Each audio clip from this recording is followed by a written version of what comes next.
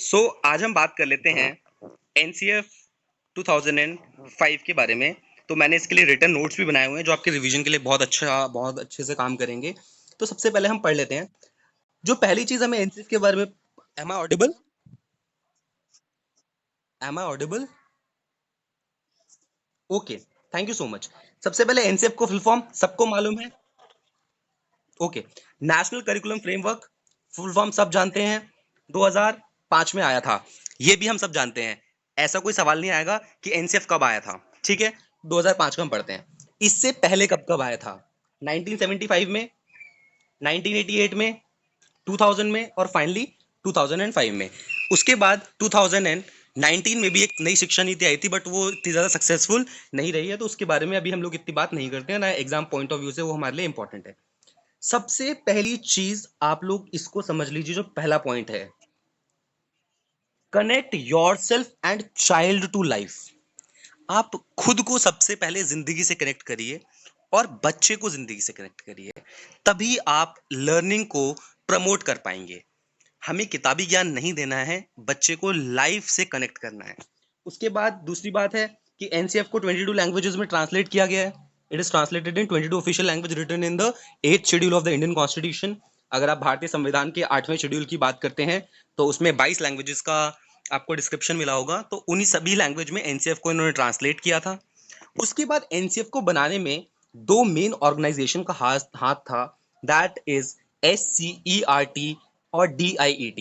SCERT का full form आप सब लोग जानते होंगे, state council of education and research training, और डाइट का district institute of training, education training, right, exactly. तो इन दोनों ने मिल करके एनसीएफ का निर्माण किया था, यानी एनसीएफ को बनाया था। अब मैं आपको इसके क्रक्स बता देता हूं कि किन चीजों पे एनसीएफ बेस्ड है। आपको कभी भी ये सारी चीजें आपको दिख जाएंगी तो समझ लेता हूं वो आंसर है। पहला एनसीएफ बेस्ड है कंस्ट्रक्टिविस्ट अप्रोच पर, यानी हमें बच्चे को नॉलेज देनी नहीं है, हमें उसकी नॉलेज का कंस्ट्रक्शन कराना है। इस अप्रोच को हम कंस्ट्रक्टिविस्ट अप्रोच बनाते हैं। 2005 से पहले जितनी भी टीचिंग थी वो सारी टीचर सेंटर्ड थी। ऑफ कोर्स हमारे टीचर्स आते थे, लेक्चर डिलीवर करते थे, हमारी समझ में आए ना आए चले जाते थे। लेकिन उसके बाद सारी की सारी टीचिंग चाइल्ड सेंटर्ड हो गई है, तो टीचर सेंटर्ड से चाइल्ड सेंटर्ड में शिफ्ट हो गई है। तो कभी भी आपके पास चाइल्ड सेंटर्ड ऑप्शन में आ जाए तो समझ लेना वही आपके पास आंसर है। तीसरी और मोस्ट इंपॉर्टेंट चीज जो मैं ग्रीन कलर के पेन से लिख रहा हूं, ध्यान रख लेना, बहुत ज्यादा इंपॉर्टेंट अगेन है, दैट इसकी थीम क्या थी? Learning without burden. बोझ से, बोझ को कम करके लर्निंग करना, ये इस, okay okay, thank you so much. Actually मुझे कमेंट्स दिखाई नहीं देंगे because right now I am sharing my screen, तो मुझे मेरी स्क्रीन ही दिख रही है। That is learning without burden. और ये इसके हमारे पास चेयरमैन थे प्रोफेसर यशपाल, ऑफ कोर्स, जिन्होंने एनसीएफ के भी जो चेयरपर्सन रहे हैं स्टीयरिंग कमेटी के। उसके बाद जो टेस्ट के बारे में हमने नीचे पॉइंट लिखा हुआ है, don't worry, will discuss everything. उसके बाद हम बात करते हैं लाइफ को कनेक्ट करते थे। हमें हर चीज को जिंदगी से कनेक्ट करना है। आप बच्चे को सोशल साइंस पढ़ाते हो, आप सोशल साइंस के टीचर हो, तो हम सोशल साइंस को कैसे अपनी लाइफ से कनेक्ट कर पाएंगे, हम कैसे उसको जोड़ पाएंगे? जैसे इलेक्शंस आ रहे हैं, तो आप बच्चे को एग्जांपल दे सकते हो, ओके नेम्स हम इलेक्टिंग पार्टीज, तो बोलेगा बीजेपी, कांग्रेस, आम आदमी पार्टी, समाजवादी पार्टी। तो हमें उसकी लाइफ से कनेक्ट करना है, तो connection of life most important है। अगर आपने बच्चे की लाइफ से कनेक्ट कर दिया, आपका काम खत्म हो गया, because you are not a teacher, you are a facilitator. Exactly, you are a facilitator. आपको एजुकेशन की फैसिलिटी प्रोवाइड करानी है। और उसके बाद एक और इसमें नई चीज आई थी, 3 लैंग्वेज फॉर्मूला, वो अभी हम डिस्कस करेंगे लैंग्वेजेस में, जो कि कुठारी कमीशन के अंडर आई थी। तो ये इसके कुछ बहुत इंपॉर्टेंट क्रक्स हैं, तो आपको इनको ढंग से दिमाग में बिठा लेना है। Don't worry, I share this with you so that you all can revise it. उसके बाद हम बात करते हैं नीड ऑफ एनसीएफ। अब भाई, एनसीएफ की जरूरत हमें क्यों पड़ रही है? तो एनसीएफ की जरूरत हमें इसलिए पड़ रही थी क्योंकि पहले बच्चों को बहुत लॉन्ग डिस्टेंसेस चलना पड़ता था। हर गांव में स्कूल नहीं हुआ करते थे पहले, 2005 से पहले। तो क्या होता था, बच्चों को 2-3 गांव छोड़ करके दूसरे गांव में पढ़ाई करने के लिए जाना पड़ता था, जो उनके लिए बहुत ज्यादा प्रॉब्लमेटिक हो जाता था। दूसरा, heavy school bags. Heavy school bags का तो नाम दिया हुआ है, बच्चों के पास खुद से ज्यादा वजन उनके बैग में होता था, तो इस चीज की भी नीड थी कि इसको हटाया जाए। तीसरा, lack of infrastructure and books. उनके पास अच्छा सा इंफ्रास्ट्रक्चर नहीं था, एक ही रूम में सब लोग बैठे हुए हैं, ना उसमें बेंचेस है, ना टेबल्स है, ना ब्लैक बोर्ड है, ना डस्टर चौक, कुछ भी नहीं है। तो इंफ्रास्ट्रक्चर और उनके पास बुक्स भी थी, और बुक्स बहुत ज्यादा। अगर आप लोगों ने अपनी बुक्स पढ़ी हो, मैं गारंटी से कह सकता हूँ, हम सब लोग 90s बॉर्न किड्स होंगे, राइट? तो हमारी बुक्स में ड्राइंग कम होती थी, ब्लैक एंड व्हाइट कंटेंट बहुत ज्यादा लिखा होता था। आप आज की बुक्स उठा के देख लीजिए, जो इस टाइम की बुक्स हैं, उसमें ड्राइंग बनी हुई है, कार्टून्स बने हुए हैं, एक्टिविटीज दी हुई हैं, हजार तरीके की चीजें। Even I remember my maths book, it use to be so boring. दो फॉर्मूले लिखे होते थे, उसके बाद सीधे एक्सरसाइज शुरू होती थी, और number of questions unlimited. But आजकल मैथ्स की बुक देख लो, हर चीज में एक्टिविटी है। तो बुक्स को इन्होंने रिफ्रेम करने का सोचा, ये जरूरत पड़ी इनको। टाइम टेबल इनका बड़ा अजीब था पहले का, जो नीड है एनसीएफ की, कि टाइम टेबल विदाउट ब्रेक था। मतलब टाइम टेबल में कहीं पर भी ब्रेक नहीं था। मतलब एक ब्रेक था, उसके बाद पूरा वो क्लासेस कंटिन्यूस चलती थी, कोई स्पोर्ट्स पीरियड नहीं था, कोई को करिकुलर एक्टिविटीज नहीं थी। तो ये भी एक नीड थी। दूसरा, टॉयलेट एंड सैनिटरी प्रॉब्लम बहुत ज्यादा थी, क्योंकि टॉयलेट्स की बहुत ज्यादा इशू आया करते थे।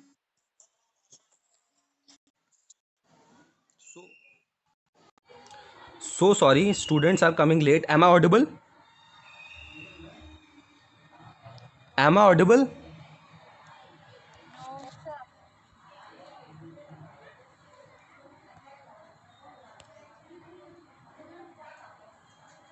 Am I audible to all of you?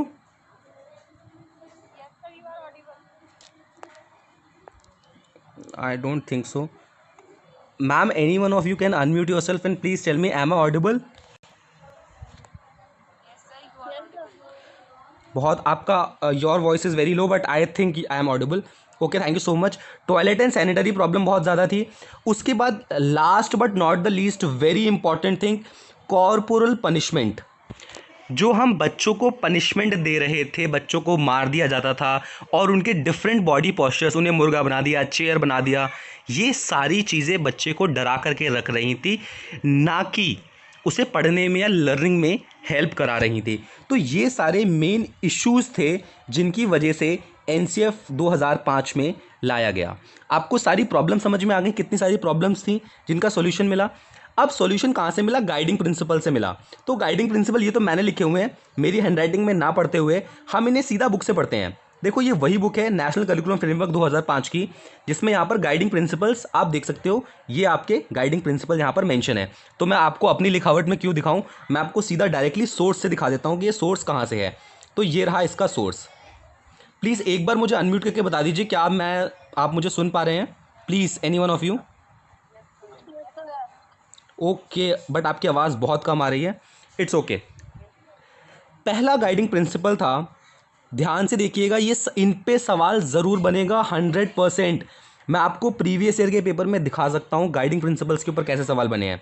पहला, connecting knowledge to the life outside the school.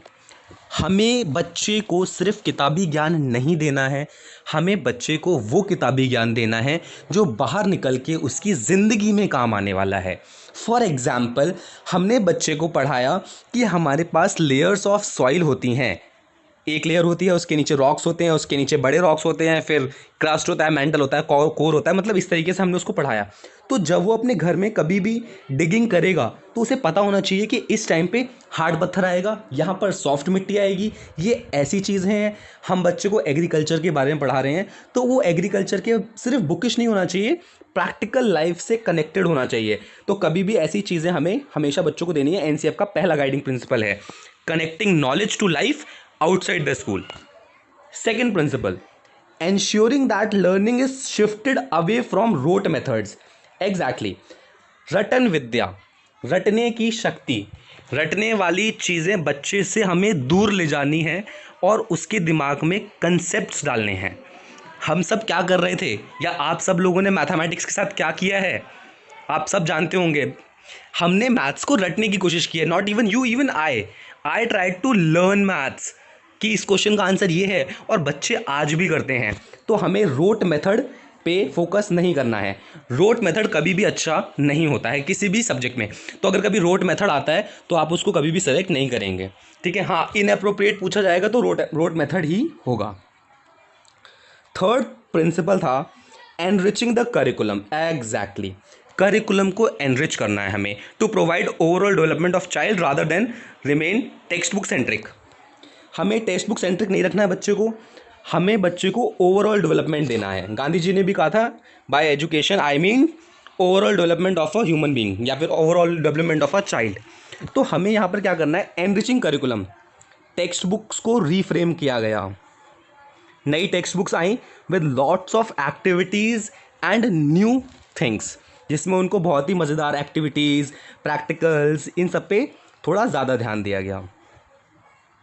अगला था मेकिंग एग्जामिनेशन। सोनम मैम ने हमें बताया था making examination more flexible and integrated classroom life.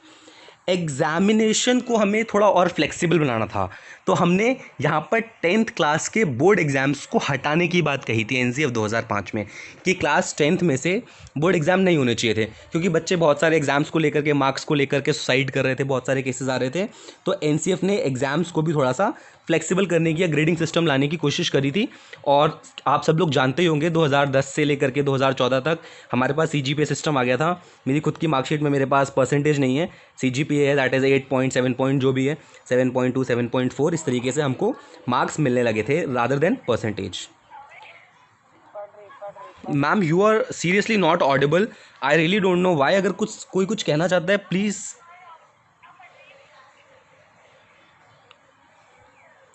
Okay, next point is nurturing an overriding identity informed by caring concerns with democratic polity of the country।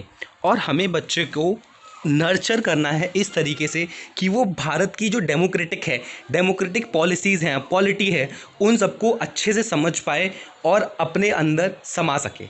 हमें road memory को हटाना है। तो इन पांचों बातों में हमने यही समझा, चाइल्ड सेंटर अप्रोच होनी चाहिए, रोड मेमोरी को फोकस नहीं करना है, करिकुलम को हमें चेंज करना है, एग्ज़ाम्स को हमें फ्लेक्सिबल बनाना है। तो ये सारे हमारे पास एनसीएफ के गाइडिंग प्रिंसिपल्स थे जो कि मैंने आपको बताया, और इसका सोर्स मैंने कहीं और से नहीं लिया है, पूरा का पूरा एनसीएफ 2005 डाउनलोडेड है, मैं आपके साथ व्हाट्सएप ग्रुप पे शेयर कर दूंगा।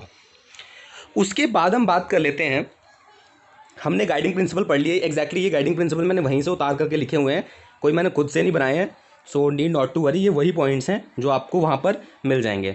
उसके बाद इन्होंने सब्जेक्ट्स की बात करी है, मैं आपको सब्जेक्ट्स दिखा देता हूँ कि उसमें कौन कौन से सब्जेक्ट्स थे।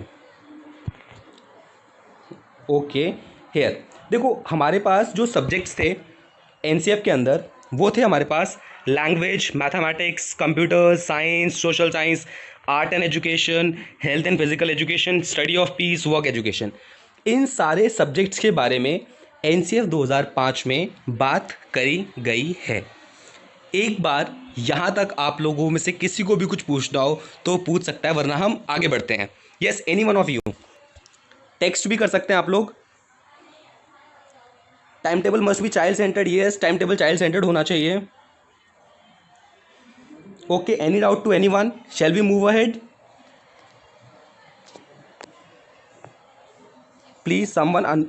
हाँ Anjali ma'am, yes you are saying something? Sir I am saying you can move ahead. Okay okay, thank you so much. वापस चलते हैं हम लोग सब्जेक्ट के ऊपर। हमने इन सब्जेक्ट्स के बारे में बात कर ली, अब हमें पता करना है इन सब्जेक्ट्स के अंदर क्या क्या मेन बातें लिखी थी। वैसे तो बहुत कुछ लिखा है, अगर आप पढ़ोगे तो 159 पेज का आपका एनसीएफ है, ठीक है, लेकिन हमें जो मेन चीज़ें पढ़नी है वो मैं आपको दिखा देता हूँ। तो सबसे पहले आते हैं लैंग्वेज पे।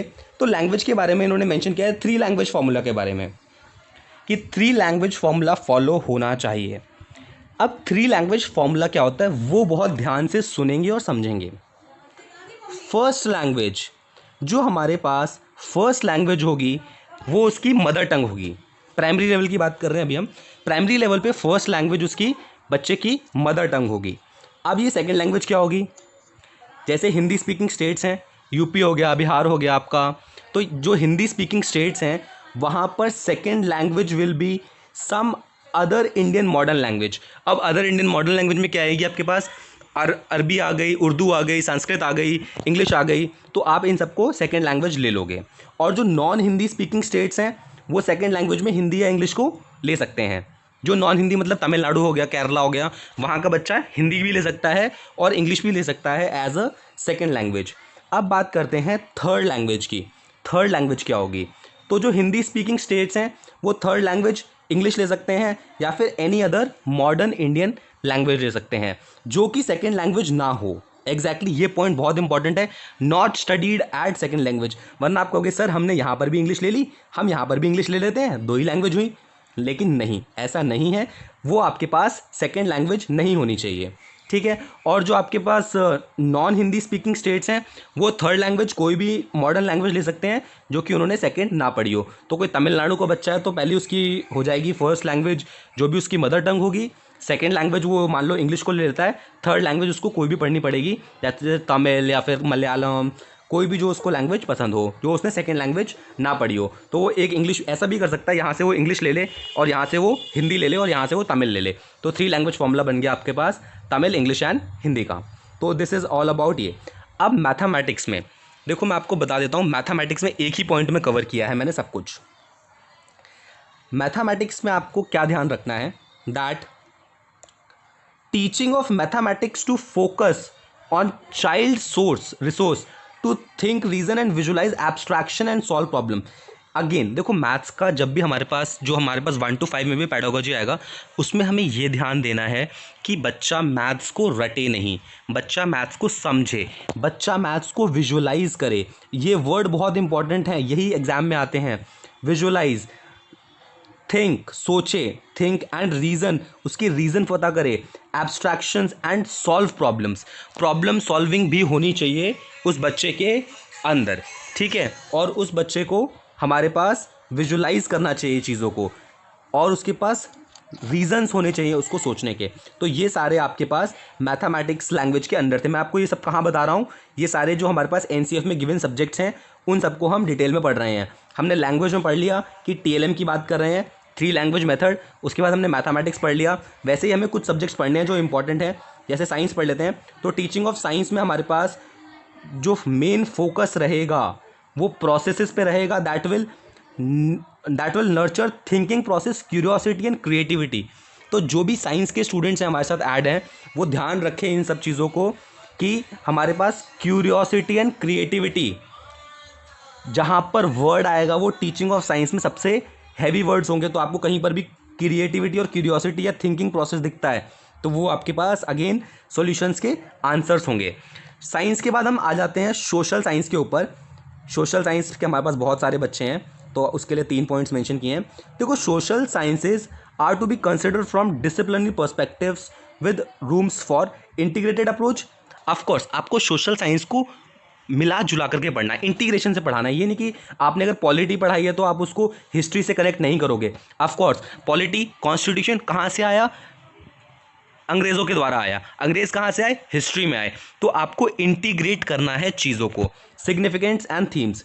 और उसके बाद हमें प्रमोशन करना है किसका, थिंकिंग का, प्रोसेस का, डिसीजन मेकिंग का और क्रिटिकल रिफ्लेक्शन। अगेन ये बहुत इंपॉर्टेंट टर्म है, क्रिटिकल रिफ्लेक्शन। बच्चा यहाँ पर रिफ्लेक्शन होना चाहिए उसका। याद करो हम लोगों ने बीएड में कितने रिफ्लेक्शन लिखे थे। अब हम रिफ्लेक्शन कब लिख पाएंगे, जब हम चीज़ों को समझ पाएंगे, हम तभी उस पर अपनी क्रिटिकल एनालिसिस या डीप थिंकिंग दे सकते हैं, डिसीजन मेकिंग हम तभी कर सकते हैं। उसके बाद ये आर्ट एंड एजुकेशन है। इसमें बोला था कि music, dance, visual arts, theatre की जैसी चीज़ों को हमें इंक्लूड करना है ताकि उसके पास एस्थेटिक अवेयरनेस हो जाए। और हमें हेल्थ एंड फिजिकल एजुकेशन में बोला था कि न्यूट्रिशन के बारे में बच्चे को ज्ञान देना है।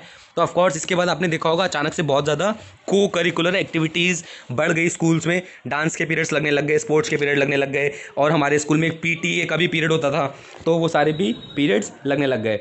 उसके बाद वर्क एंड एजुकेशन में हमें उसको केवल किताबी ज्ञान नहीं देना है, हमें उसे नेसेसरी स्किल्स भी देनी है। स्किल्स क्यों देनी है, क्योंकि at the end of the day ज़िंदगी में जाकर के उसे काम करना है, उसके पास स्किल्स होनी चाहिए। किताबी ज्ञान काम नहीं आता। 3 इडियट्स वाली बात, स्किल सीखोगे तो नौकरी आपके पास अपने आप भागते हुए चली आएगी।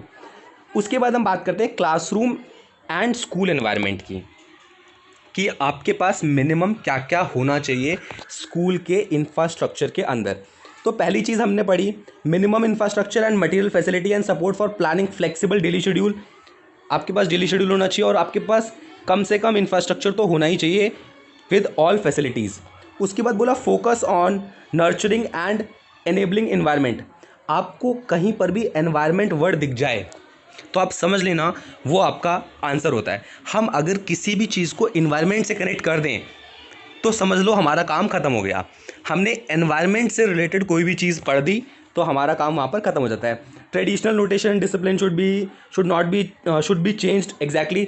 जो हमारी पुरानी डिसिप्लिन में लाने की पॉलिसी थी कि बच्चों को डिसिप्लिन में रखो, बच्चे शांत रहें, जो क्लास शांत होगी वो सबसे अच्छी होगी, ऐसा कुछ नहीं है। ज़रूरी नहीं है कि जो बच्चा शांति से बैठा हो वो अच्छा हो। तो ये वाली पॉलिसी भी हमें चेंज करने की ज़रूरत थी। उसके बाद हमें discuss for the needs and the space parents and community. हमें उनको स्पेस प्रोवाइड कराना चाहिए, पेरेंट्स एंड कम्युनिटी से अटैच करना है उनको कि okay these are your parents, और उनसे रिलेटेड हमें चीज़ें पढ़ानी है। Discuss other learning sites, ICT वगैरह को इंक्लूड करना है। परफॉर्मेंस सब कुछ नहीं होती, हमें बच्चे को ये बताना है कि बेटा मार्क्स इज़ नॉट एवरीथिंग। ऐसा नहीं है कि आप एक बार 90% ले आए तो you are everything, you have gain everything, और अगर आप फेल हो गए हो तो आप ज़िंदगी में कुछ नहीं कर सकते। तो परफॉर्मेंस इज़ नॉट एवरीथिंग को भी हमें हटाना था। इस तरीके से हमारे पास ये कुछ पॉइंट्स थे। अब हम एक बार जल्दी से 2 मिनट के अंदर रिवाइज कर लेते हैं हमने क्या क्या पढ़ा है। पहली बात हमने पढ़ी है कि फोकस करता है कंस्ट्रक्टिविस्ट अप्रोच पर, कंस्ट्रक्टिविज़म पर। दूसरी बात, रोट लर्निंग को नहीं मानता, डिस्करेजमेंट करता है, यानी रटने की विद्या छोड़ दी जाए। Yashpal committee learning without burden के ऊपर है, हम पढ़ चुके थे। Content should be linked with outside world, outside world से होना चाहिए। Role of teacher is as a facilitator, point आपको बता दिया मैंने कि हमारे पास जो टीचर का रोल था वो एक फैसिलिटेटर की तरीके से है। उसके बाद इंटीग्रेट एग्जामिनेशन को फ्लेक्सिबल करना है। उसके बाद डेवलपमेंट किया था SERT और डाइट्स ने। प्री सर्विस ट्रेनिंग होनी चाहिए। ऑफ कोर्स जब हम टीचर्स को जब हम हायर करते हैं तो वो ऑलरेडी B.Ed में प्री सर्विस ट्रेनिंग लेकर के आए होते हैं। हम लोगों ने इंटर्नशिप करी होती है, हम सब ने की हुई है, हम अच्छे से जानते हैं, आर्मी इंस्टीट्यूट ऑफ एजुकेशन वाले लोग, और इंटर्नशिप का क्या क्या होता है हम उसके बारे में भी सब जानते हैं। प्लीज़ मेरी इंटर्नशिप में मत जाइएगा, मैंने थोड़ी ज़्यादा मज़े में करी है। उसके बाद है teacher training for special needs. Of course हमें बच्चों को अलग अलग नहीं पढ़ाना है, हमें स्पेशल नीड्स के बच्चों को भी साथ में पढ़ाना है। उसके बाद NCF को 22 लैंग्वेज में ट्रांसलेट किया था इन the 8th schedule of the Indian constitution, ये मैं आपको बता चुका हूँ। NCERT ने इस चीज़ को प्रमोट करने के लिए 10 लाख रुपए दिए थे स्टेट गवर्नमेंट्स को कि अच्छा आप ये जो पॉलिसी आई है इनको प्रमोट करिए, इनको ट्रांसलेट करिए, इसके लिए हम आपको 10 लाख रुपीज़ दे रहे हैं। तो NCERT ने ये अमाउंट ग्रांट किया था हर स्टेट को। उसके बाद फाइनली तो NCF 2005 document draw its policy basis from earlier government reports on education learning without burden. सारे पॉइंट्स हमारे पास कवर हो गए। Is it clear to all of you और नॉट?